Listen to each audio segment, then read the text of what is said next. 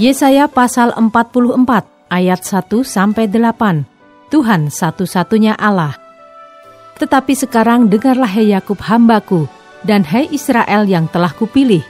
Beginilah firman Tuhan yang menjadikan engkau, yang membentuk engkau sejak dari kandungan dan yang menolong engkau.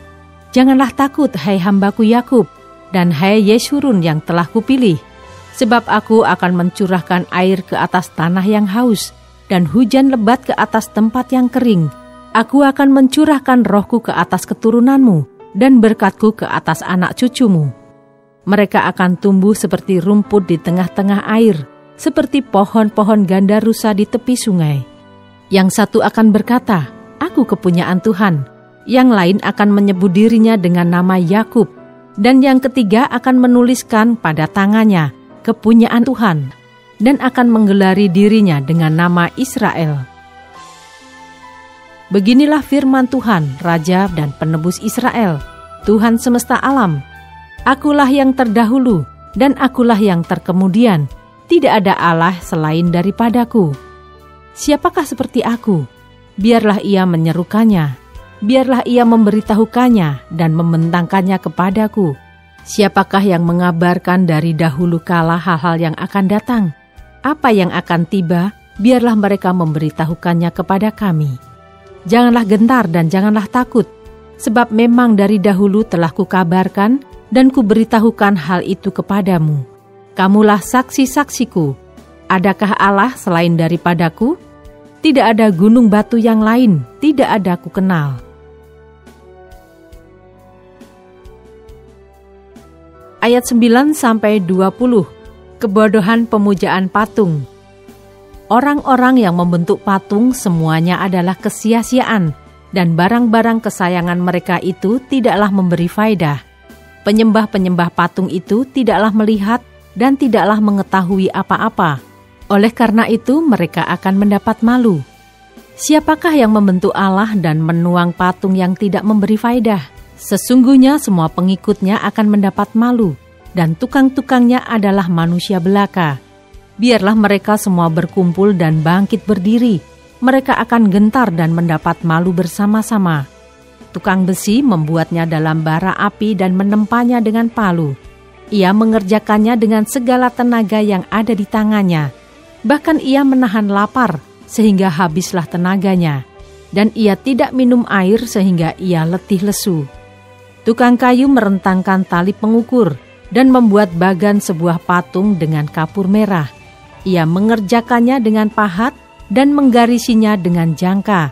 Lalu ia memberi bentuk seorang laki-laki kepadanya, seperti seorang manusia yang tampan, dan selanjutnya ditempatkan dalam kuil.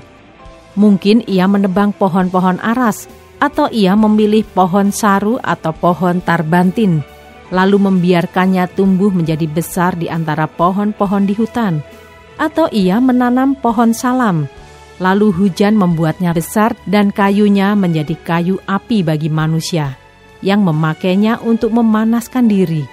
Lagi pula ia menyalakannya untuk membakar roti.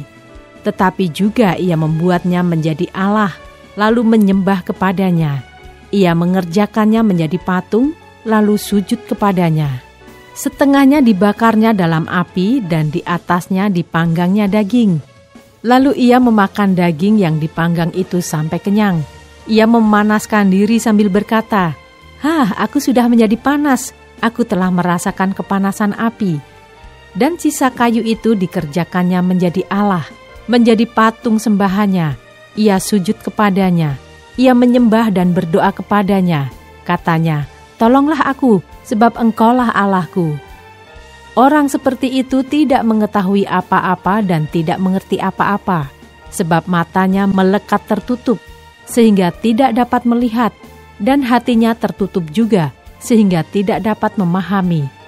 Tidak ada yang mempertimbangkannya, tidak ada cukup pengetahuan atau pengertian untuk mengatakan, setengahnya sudah kubakar dalam api, dan di atas baranya juga sudah kubakar roti, sudah kupanggang daging, lalu kumakan. Masakan sisanya akan kubuat menjadi dewa kekejian. Masakan aku akan menyembah kepada kayu kering. Orang yang sibuk dengan abu belaka disesatkan oleh hatinya yang tertipu. ia tidak dapat menyelamatkan jiwanya atau mengatakan, "Bukankah dusta yang menjadi peganganku?"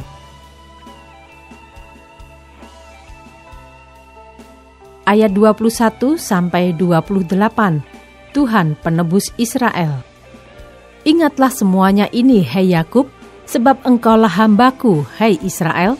Aku telah membentuk engkau, engkau adalah hambaku. Hai Israel, engkau tidak kulupakan. Aku telah menghapus segala dosa pemberontakanmu seperti kabut diterbangkan angin, dan segala dosamu seperti awan yang tertiup. Kembalilah kepadaku, sebab aku telah menebus engkau. Bersorak-sorailah, hai langit, sebab Tuhan telah bertindak. Bertempik soraklah, hai rahim bumi. Bergembiralah dengan sorak-sorai, hai gunung-gunung, hai hutan serta segala pohon di dalamnya. Sebab Tuhan telah menebus Yakub, dan ia telah memperlihatkan keagungannya dalam hal Israel. Beginilah firman Tuhan, penebusmu, yang membentuk engkau sejak dari kandungan. Akulah Tuhan yang menjadikan segala sesuatu, yang seorang diri membentangkan langit, yang menghamparkan bumi. Siapakah yang mendampingi aku? Akulah yang meniadakan tanda-tanda peramal pembohong dan mempermain-mainkan tukang-tukang tenung, yang membuat orang-orang bijaksana mundur ke belakang dan membalikkan pengetahuan mereka menjadi kebodohan.